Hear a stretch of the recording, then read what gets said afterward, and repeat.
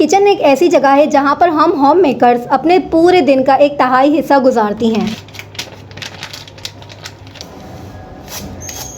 अगर हम house wife कुछ आदतों को अडॉप्ट कर लेती हैं तो दिन पूरा हफ्ता, महीने के 30 दिन और साल के 6 महीने बहुत ही आराम से गुजार सकती हैं। आज मैं आप सबसे अपनी वो 10 आदतें शेयर करूंगी जिनको अपनाने के बाद मेरी लाइफ में कितनी आसानियां पैदा हो गई। मेरी वो बहनें जो किचन में काम करते हुए कम से कम टाइम में अपने काम को खत्म करना चाहती हैं, तो आज की मेरी ये वीडियो उन्हीं के लिए है। अस्सलाम वालेकुम माय यूट्यूब फैमिली, कैसे हैं आप सब? आई होप आप सब ठीक होंगे, खैरियत से होंगे। अल्हम्दुलिल्लाह मैं भी बिल्कुल ठीक ठाक। रोज की तरह आज भी एक नया सूरज निकल चुका था और नई सुबह हो चुकी थी अल्हम्दुलिल्लाह। यहाँ पर चना नाश्ता करने के बाद मैंने अपने वही रोज़ की रूटीन संभाली। आज मुझे आप सबसे अपनी वो 10 आदतें, 10 वो हैबिट्स शेयर करनी थी कि जिनसे मेरी ज़िंदगी में इतनी ज़्यादा आसानियाँ पैदा हो गई। तो वो किचन से भी रिलेटेड हैं, वो घर से भी रिलेटेड हैं। थोड़ी सी अपनी रूटीन को चेंज करने की देर है, थोड़ा सा अपने आप को बदलने की देर है और फिर बस बिस्मिल्लाह बोलने की देर है। जहाँ पर आप बिस्मिल्लाह बोल देते हैं और अपना काम स्टार्ट करते हैं, अपने दिन का आगाज़ करते हैं, तो मुझे नहीं लगता कि आपका दिन जो है ना वो प्रोडक्टिव नहीं बन सकता। ये खूबियाँ जो है ना तमाम दुनिया की औरतों के अंदर मौजूद होती हैं, लेकिन वो उन्हें पहचानती नहीं है, उन्हें देखना नहीं चाहती और उन्हें अडॉप्ट नहीं करना चाहती। लेकिन मैं कर चुकी हूँ और जो आपसे शेयर करने लगी हूँ। तो बस सुबह उठते के साथ ही मैंने लॉन्ड्री लगा ली थी। मैंने आज जो है ना जितनी भी बेडशीट्स वगैरह थी, पिलोज थे, जितने भी मैट वगैरह थे, जो भी घर का एक एक सामान था, पर्दे वगैरह थे, उन तमाम चीज़ों को चुन चुन कर मैंने जो है ना घर में से निकाल लिया था और ढूंढ ढूंढ कर जो है ना मशीन में आज मैंने उनको धो लेना था। यहाँ तक कि ये मॉप भी था ना, इससे भी मैंने कहा कि वॉश कर लूँ। अच्छा, जब ये ड्राई होता है ना तो इतना साफ़ सुथरा लगता है, लेकिन जैसे ही इसके ऊपर पानी लग जाए ना तो वो फल्ला सफ़ेद ज़मीन के ऊपर ना काली शक्ल इसकी निकल कर आ जाती है। तो बस आज जो है ना मुझे इसको वॉश करना था, तो बस मैंने इसे भी निकाल लिया था। और अगर सच कहूँ ना तो हम ख़वातीन का सबसे बड़ा और सबसे पहला दुख ही यही होता है कि हाय अल्लाह मशीन भर चुकी है, हाय अल्लाह अब कपड़े धोने हैं, हाय अल्लाह अब हफ्ता पूरा गुजर चुका है और कपड़े जमा हो चुके हैं। तो अपने आप को थकाने से बेहतर है कि हफ्ते में 2 बार मशीन लगा ली जाए। एक मरतबा मशीन में जो है ना सारे घर की बेडशीट्स, पर्दे वगैरह और जितने भी आपके घर में पोचे वगैरह हैं और किचन की साफ़ियाँ वगैरह हैं, मतलब है कि वो सारी चीज़ें जो आप घर में यूज़ करती हैं ना उन सबको वॉश कर लिया जाए और हफ्ते की दूसरी मरतबा मशीन लगा के घर के तमाम कपड़ों को वॉश कर लिया जाए। इससे जो है ना आपकी ज़िंदगी बहुत ही ज़्यादा आसान हो जाती है। भाई मैं तो इसी तरह से करती हूँ, हफ्ते में 2 मरतबा मशीन लगाती हूँ। एक मरतबा मेरे बच्चों के हस्बैंड के कपड़े वॉश हो जाते हैं और दूसरी मरतबा में क्या होता है ना, जितने कपड़े मैले हैं और जितने पर्दे मैले हैं, जितनी बेडशीट्स हैं, तो बस इन सबको वॉश कर लिया जाए। ऐसा करने से क्या होता है ना, यकीन माने पूरा महीना आपका आराम से गुजरता है। आपके पर्दे वॉश होते हैं, आपकी तमाम बेडशीट्स वॉश होती हैं, आपके किचन के जितनी भी साफ़ियाँ हैं सब वॉश होती है। मतलब कुछ वॉश करने के लिए बचता ही नहीं है और आप पूरा महीना आराम से गुजार सकती हैं। हाँ, अगर आप हफ्ते में 2 बार मशीन लगाएंगे तो ही ऐसा होना मुमकिन है। हफ्ते में 2 मरतबा वही ख़वातीन मशीन लगाएं जिनकी फैमिलीज़ बहुत ज़्यादा बड़ी है, जॉइंट फैमिली सिस्टम है, तो फिर वो 2 मरतबा लगाएं। लेकिन मेरी फैमिली छोटी है तो मैं उसके हिसाब से 1 मरतबा हफ्ते में मशीन लगाती हूँ और जब देखती हूँ कि बेडशीट्स, पर्दे वगैरह बहुत सारी चीज़ें जमा हो गई हैं तो हफ्ते में 2 मरतबा मशीन लगाकर पूरा महीना आराम से गुजारती हूँ। और सच कहूँ तो मेरी बड़ी ख्वाहिश है और मेरी बड़ी अल्लाह पाक से दुआ रहती है कि अल्लाह पाक कोई ऐसा अलादीन का चिराग मिल जाए कि कोई मुझे मशीन लगा दे, चुटकी बजाऊं कपड़े धुल जाएं, चुटकी बजाऊं कपड़े तय हो जाएं, चुटकी बजाऊं और मेरी अलमारी सेट हो जाए, ऑर्गेनाइज हो जाए। लेकिन ऐसा होता नहीं है, सब कुछ हमें ही करना होता है अपने हाथों से, क्योंकि हम मिडिल क्लास फैमिली घराने की जो है ना ख़वातीन है और हमारे पास कोई हेल्पर नहीं होती है, तो मर खप के भी सारे काम हमें खुद ही सर अंजाम देने होते हैं। अच्छा जी, अब बात आती है हम ख़वातीन जब भी अपनी मंथली ग्रोसरी कर आते हैं, उसके अंदर हम मीट वगैरह लेते हैं, फ़िश वगैरह लेते हैं, चिकन वगैरह लेते हैं और वो सारी चीज़ें जो है ना आते के साथ ही अक्सर ख़वातीन यही करती हैं कि बस आईं और अपने आप को बोला कर थके हुए हैं और उठाया सारा सामान और यूं ही फ्रिज में रख दिया। तो आपकी ज़िंदगी और मुश्किल हो जाती है, क्योंकि वो सारा सामान जो है ना फ्रिज में फ्रीज़ हो जाता है और फिर आप उसे निकालती हैं घंटे घंटे भर के लिए जो है ना उसे पानी में भिगो के डीप करके रखती हैं और फिर इंतज़ार करती हैं कि हाय अल्लाह जब ये पिघल जाएगा तो फिर हम खाना बनाएंगे।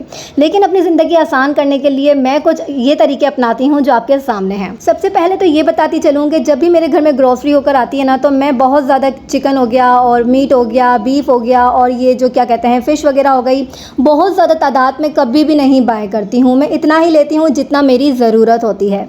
मेरी फैमिली में 4 अफराद हैं और 4 अफराद के हवाले से ही मैं अपने घर में जितना भी सामान मुझे मंगवाना होता है वो मैं कम ही मंगवाती हूँ, एक्स्ट्रा नहीं मंगाती। अगर ख़ासकर बात की जाए फ़िश की, चिकन की और बीफ की, तो ये मैं इतना ही मंगाती हूँ जितना मेरा 2 टाइम पककर यूज़ हो जाए, ख़त्म हो जाए। अच्छा, ये फ़िश आप देख सकते हैं, ये मैंने 1 किलो मंगवाई थी और 1 टाइम की जो है ना मैं आज पका लूँगी और आधी जो बचेंगी ना, इसको मैंने सबको वॉश कर लिया है। वॉश करने के बाद इनका जो है ना ज़िप लॉक बैग के अंदर पैक करके इसे फ्रीज़ कर दूँगी, ताकि जब भी मुझे नेक्स्ट टाइम इसे फ्राई करना हो या इसका सालन बनाना हो या बिरयानी बनानी हो, तो मैंने ऐसे कि जैसा पैकेट निकाला और इसको जो है ना फ़ौरी तौर पे पकने के लिए सालन के अंदर या किसी भी चीज़ में ऐड कर दिया। इससे क्या होगा ना, मेरा टाइम बच जाएगा, मुझे इंतज़ार नहीं करना पड़ेगा। फ़िश भी वॉश हुई हुई और पैकेट बना हुआ है, निकाला और इसे पकाया। इसी तरह से अगर चिकन की भी बात की जाए तो चिकन भी मैं इतना ही मंगवाती हूँ जितना मुझे 1 से 2 बारी में पक जाए। ये भी मैंने चिकन कम ही मंगवाया था, लेकिन ये बता दूँ कि इसे भी मैं वॉश करके और वॉश करने के बाद ही फ्रीज़ करूँगी, ताकि जब भी मुझे ज़रूरत पड़े तो मैंने निकाला और इसको इस्तेमाल कर लिया। इससे मेरा टाइम बहुत ज़्यादा बच जाएगा। अच्छा, वॉश करके रख देने से ये होता है ना कि आप जब भी किचन में खाना पकाने के लिए तैयार कर रहे हैं खाने को, गैस का टाइम है, लोड शेडिंग का टाइम है, कोई अचानक से मेहमान आ जाता है, तो आपको वेट नहीं करना पड़ेगा। आपने ऐसे ही अपना पैकेट निकाला और उसे जो है ना तैयारी कर ली, बनाना स्टार्ट कर दिया, तो यहाँ पर आपका टाइम बहुत ज़्यादा बच जाता है। तो ये आदतें हम ख़वातीन को ज़रूर अडॉप्ट करनी चाहिए। अगर ये छोटी छोटी बातें हम अपने किचन को लेके अडॉप्ट कर लेते हैं, उन्हें अपना लेते हैं ना, तो यकीन माने आपकी ज़िंदगी बहुत ज़्यादा आसान हो जाती है। अच्छा, मैं अपनी एक अच्छी आदत ये कहूँगी कि जब भी चिकन सस्ता, जितना भी ज़्यादा सस्ता हो जाए ना, मैं बहुत ज़्यादा तादाद में नहीं मंगवाती हूँ, क्योंकि उसका जायका चेंज हो जाता है। मैं हमेशा चिकन अपनी ज़रूरत के मुताबिक ही मंगवाती हूँ, चाहे सस्ता हो या महंगा। तो लीजिए, हो गया पैकेट तैयार, अब होगा मेरा महीना आसान। अब बारी आती है हमारे किचन की उन चीज़ों को साफ़ करने की जो हमारे 5-5 मिनट लेकर हमारा पूरा घंटा बर्बाद कर देती हैं। जैसे कि हो गया ज़ीरा। अच्छा, ज़ीरे को आप जब भी खाना पकाने लगते हैं ना, तो उसे उठाते हैं और कभी कभार अक्सर ख़वातीन ऐसे ही जो है ना सालन में, बिरयानी में, चावल में, पुलाव में उसे ऐड कर देती हैं बिना साफ़ किए हुए। जबकि आपको अगर पता हो कि ज़ीरे के अंदर इतनी ज़्यादा डस्ट होती है, इतने ज़्यादा कंकर होते हैं और इतनी ज़्यादा मतलब है कि वो लकड़ियाँ वगैरह दली हुई होती है ना, तो जिसकी वजह से हमारी सेहत को बहुत ज़्यादा काफ़ी हद तक नुकसान पहुंच सकता है।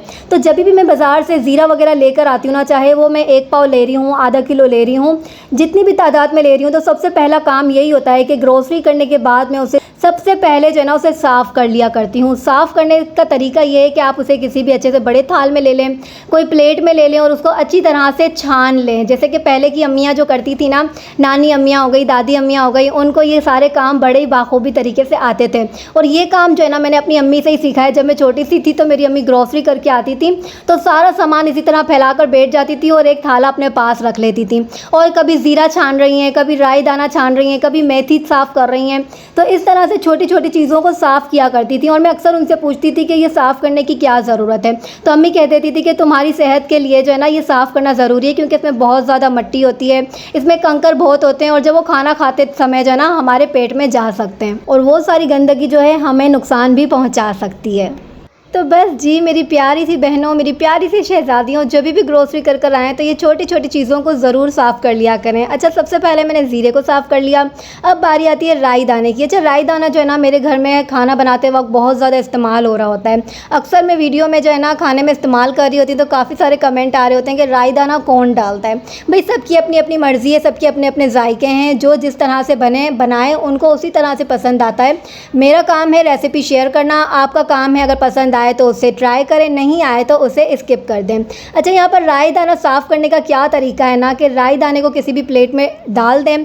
अच्छा, ये ना इसमें बहुत ज़्यादा कंकर होते हैं, इतने ज़्यादा होते हैं, वो आपको लास्ट में पता चलेगा, मैं वीडियो में लाजमी दिखाऊंगी आपको। अच्छा, यहाँ पर मैंने ना प्लेट ले ली है, प्लेट को ज़रा सा सलांट में रखा है, ठीक है ना, बिल्कुल स्ट्रेट नहीं रखना है, स्लांट में रखना है, क्रॉस करके रखना है, ताकि जो राई दाना होता है ना वो गोल शेप में होता है। तो आप जिस तरह से इसको ऊपर की तरफ धकेलते जाएंगे ना, तो सारा राई दाना जो है ना वो स्क्रॉल होकर और है ना राउंड राउंड कर गोल गोल घूमकर नीचे की तरफ आता जाएगा, और जितना राई दाना नीचे की तरफ गिरेगा ना वो खुद ब खुद साफ़ हो जाएगा, ठीक है ना। आपको सारा साफ़ राई दाना उठाकर किसी दूसरी प्लेट में साफ़, जिस तरह से आप देख रहे हैं ना कि मैं इसे निकाल रही हूँ, तो ये सारा राई दाना आपको दूसरी प्लेट में डालते जाना है और इसी तरह से पूरे राई दाने की प्लेट को या फिर थाल जो है ना उसको इसी तरह से राई दाना आपने साफ़ करना है। सारे राई दाने को ऊपर फेंकते जाना है और राई दाना जो है ना वो खुद ब खुद नीचे आता जाएगा।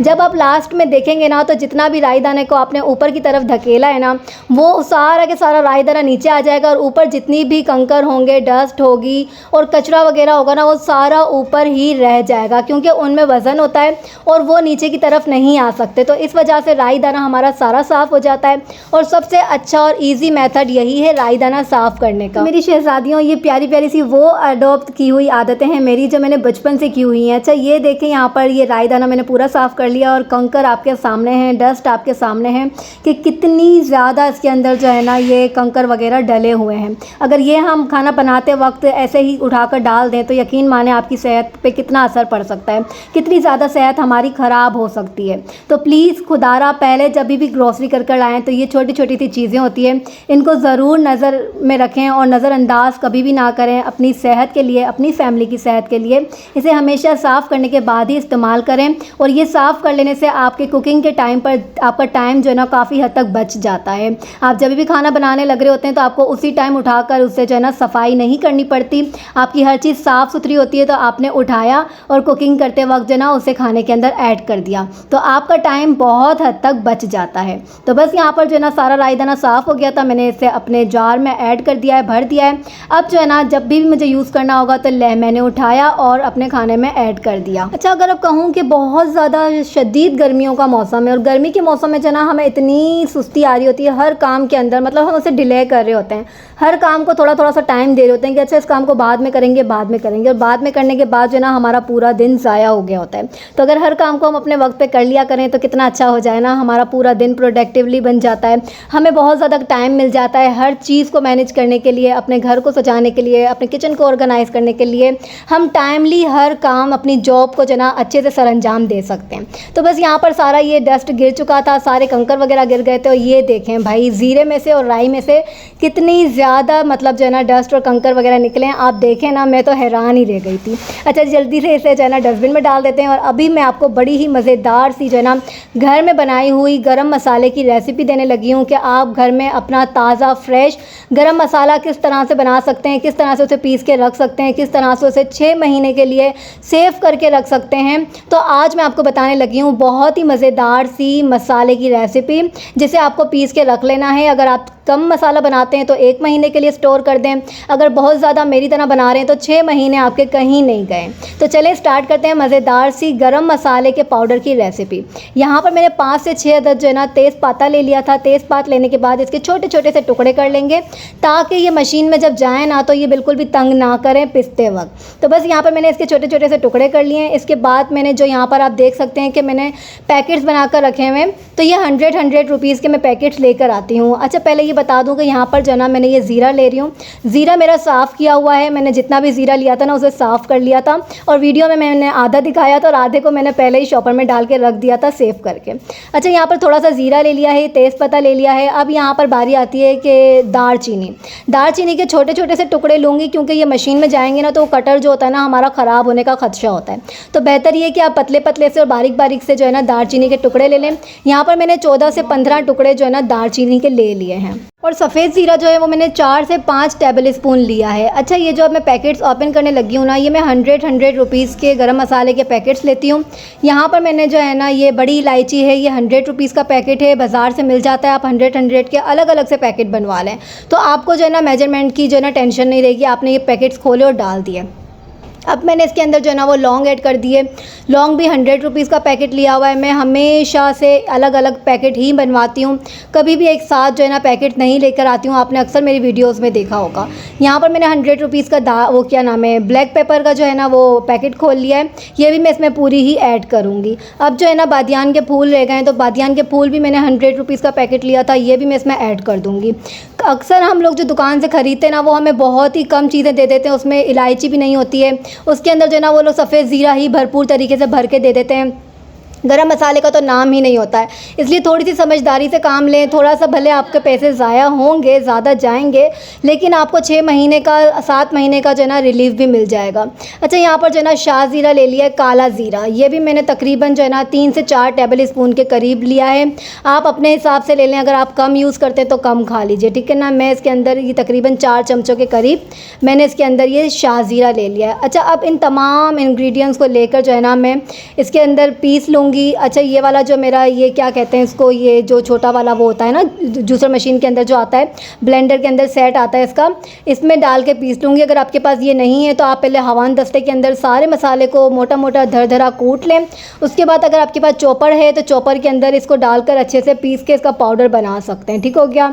अगर ये वाली मशीन है तो वेल एंड गुड हो जाएगा, इसमें भी बहुत अच्छे से पिस जाता है, ठीक हो गया। मैं जो है ना 100 रुपीज़ के पैकेट्स बनवाती हूँ और उन तमाम चीज़ों को लेकर जो है ना ये इस तरह से पाउडर बना के घर में बनाकर गरम मसाले को पीस लेती हूँ, जो यकीन माने 6 महीने 7 महीने तक जो है ना मेरा आराम से निकल जाता है। मुझे कहीं पर भी जो है ना ज़रूरत नहीं पड़ती है। मतलब है कि ये मेरे घर में बहुत ज़्यादा यूज़ होता है। बिरयानी बना रही हूँ, कौरमा बना रही हूँ, देगी पुलाव बना रही हूँ, देगी कौरमा बना रही हूँ, मतलब उसके अंदर जो है ना ये पिसा हुआ गरम मसाला बहुत ज़्यादा यूज़ होता है। अच्छा, मैं ना अक्सर जो तुरई की सब्ज़ी बनाती हूँ ना तो उसके अंदर भी थोड़ा सा लास्ट में ना ये हल्का सा छिड़काव करती हूँ उसका। गोश्त का सालन हो गया, मुर्गी का सालन हो गया, बिल्कुल लास्ट में एंड में हल्का सा इसको जो है ना ऐड ज़रूर करती हूँ। इससे क्या होता है ना बहुत ही सौंधी सौंधी खुशबू आती है और फ्लेवर जो है ना सालन का या फिर कोई भी डिश बना रहे हैं उसका बिल्कुल चेंज हो जाता है। अच्छा, यहाँ पर मैं पीस रही थी ना तो उसका कटर है ना एकदम से जाम हो गया, तो फिर मेरा सारा पिस चुका था। फिर मैंने उसे जो है ना चॉपर मशीन में डाल के उसे और बारीक सा जो है ना इसका फ़ाइन पाउडर बना लिया, ताकि जब हम इसे खाने में ऐड करें तो मोटा मोटा सा धरा सा ना पिसा हो, ठीक है ना। अच्छा, इतनी प्यारी, इतनी सुगंध आ रही थी, इतनी अच्छी अच्छी खुशबू आ रही थी ना इस पूरे गरम मसाले की, मैं आपको क्या बताऊं। अच्छा, मैंने यहाँ पर जायफल और जावित्री का इस्तेमाल नहीं किया है क्योंकि वो हर खाने में इस्तेमाल नहीं होती है। अगर आपको करना है तो आप पूरा एक जायफल का टुकड़ा और थोड़ी सी जो है ना जावित्री भी इसमें ऐड कर सकते हैं। मैं नहीं करती हूँ क्योंकि वो अक्सर ज़्यादातर जो है ना बिरयानी में ही ऐड हो रही होती है, तो मुझे जब बिरयानी बनानी होती है तो मैं अलग से उसे पीस के डाल देती हूँ। तो यहाँ पर जो है ना मेरी पूरी बोतल भर चुकी थी। अब ये जो है ना 6 महीने के लिए मुझे बिल्कुल मेरा ज़िंदगी आसान हो जाएगी। और मैं जो ऐसा 6 महीने अगर आपको रखना है तो आप इसे फ्रिज में रखेंगे, ठीक हो गया। फ्रिज के दरवाजे पे जो है हमारे स्टोर बने हुए होते हैं ना, हमारे जो शेल्फ बने हुए होते हैं उसके ऊपर आपको रखना है, अंदर की तरफ नहीं रखना है, वरना वहाँ पर वो नमी आ जाएगी इसके अंदर, वहाँ पे मॉइस्चर होता है तो वहाँ पर ये पानी छोड़ देगा तो ख़राब हो सकता है। ये देखें, मैं इसे दरवाजे पे रख देती हूँ।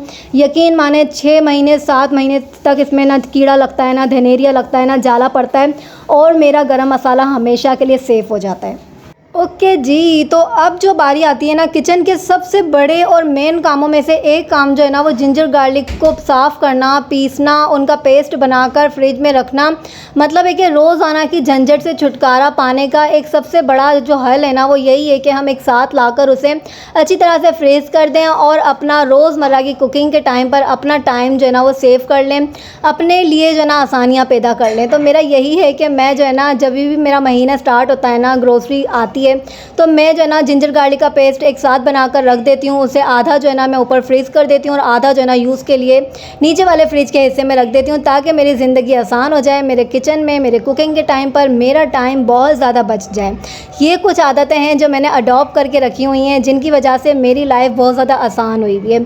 तो यहाँ पर जो है ना जिंजर गार्लिक का पेस्ट मैंने अच्छी तरह से पीस लिया है। मतलब है कि भाई अदरक को छीलना कोई आसान बात है, लहसुन को साफ़ करना कोई आसान बात है? नहीं भाई नहीं, बिल्कुल आसान नहीं है। तो बस जी यहाँ पर अदरक लहसुन का पेस्ट जो तैयार हो गया था। अच्छा, मैं जो है ना इसके अंदर कुछ ऐड नहीं करती हूँ, ना नमक ऐड करती हूँ, ना ऑयल ऐड करती हूँ, ना ही मैं इसके अंदर जो है ना वो विनेगर वगैरह ऐड करती हूँ। बस ऐसे ही सादा सादा सा बनाती हूँ और ज़्यादा हिस्सा बनाकर जो है ना ऊपर डीप फ्रीज में रख देती हूँ और कम हिस्सा बनाकर नीचे वाले फ्रिज में रख देती हूँ, जिससे क्या होता है ना मैं रोज़ाना कुकिंग करते वक्त जो है ना आराम से निकालती हूँ और बस अपनी कुकिंग में ऐड किया।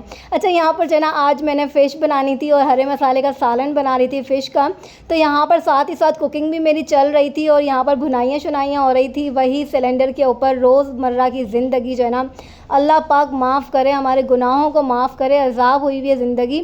मतलब है कि लाइटें नहीं हैं, गैस नहीं है, पानी नहीं है। कराची का हाल बुरा किया हुआ है इस हुकूमत ने, अल्लाह इनको हिदायत अता फ़रमाए, आमीन। अच्छा जी, यहाँ पर जो ना सारे दिन का काम करने के बाद, किचन को ऑर्गेनाइज़ करने के बाद, सारी चीज़ें अपनी अपनी जगहों पर पहुँचाने के बाद, ये कुछ कपड़े वगैरह थे जो मैंने वॉश किए थे। मतलब है कि 2 दिन पहले कर लिए थे, लेकिन बेचारे जो है ना यहाँ से वहाँ घूम फिर रहे थे, क्योंकि चंद एक शलवार कमीज़ें थी मेरी और महानूरी शाल की ना, तो घर में काम इतने ज़्यादा होते हैं ना कि इनको जो है ना तय मैं अपने हाथों से ही कर रही होती हूँ, क्योंकि अलमारी जो है ना मुझे नहीं पसंद है कि वो उल्टे सीधे कपड़ों से तय हुई हुई हो और सारे कपड़े जो है ना इधर से उधर उथल पुथल होकर गिर रहे हों।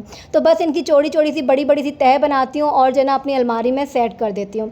तो बस यहाँ पर जल्दी जल्दी से कुछ शलवार कमीज़ें थी मेरी, मान और इशाल की, उनको मैंने तय किया और अपने दिन को यहीं पर इख्तिताम करूँगी। खाना वगैरह का टाइम हो रहा था, डिनर का टाइम हो रहा था, चावल वगैरह दम पे रखे हुए थे, तो मैंने सोचा ये टाइम भी जो है ना मेरा ज़ाया नहीं होना चाहिए। तो जल्दी से फटाफट से सारे कपड़ों को तय कर लिया जाए, अपनी अलमारी को अपनी जगहों पर जो है ना उनको पहुंचा दिया जाए। और कुछ बेडशीट्स वगैरह, पर्दे वगैरह जो मैंने आज मॉर्निंग में वॉश किए थे ना, तो वो भी कुछ जो है ना ड्राई हो गए थे, क्योंकि बारिश का मौसम है ना, तो हवा बहुत ज़्यादा चल रही है। अबर तो है, हफ्स भी है, लेकिन हवा भी चल रही है, तो जिसकी वजह से जो है ना वो उड़ उड़ के जल्दी जल्दी से जो है ना सूख गई हैं ना, इसके अंदर कोई स्मेल है और माशाल्लाह से जो है ना वो एकदम से A1 तरीके से सूख चुकी थी। तो मैंने बोला इनको भी लगे हाथों अपनी अपनी जगहों पर पहुंचा दिया जाए। और इसी के साथ अपने व्लॉग को एंड करूंगी। व्लॉग अच्छा लगा हो तो लाइक कर दिया करें, बहुत अच्छा लगा हो तो प्यार भरा सब्सक्राइब कर दिया करें। अपना बहुत सारा ढेर सारा ख्याल रखिएगा और अपनी दुआ में हमेशा अपनी प्यारी बहन हीरा को याद रखिएगा। व्लॉग को एंड करती हूँ, मिलूंगी इंशाल्लाह आपसे नेक्स्ट व्लॉग में। तब तक के लिए दीजिए इजाज़त, अल्लाह हाफिज़।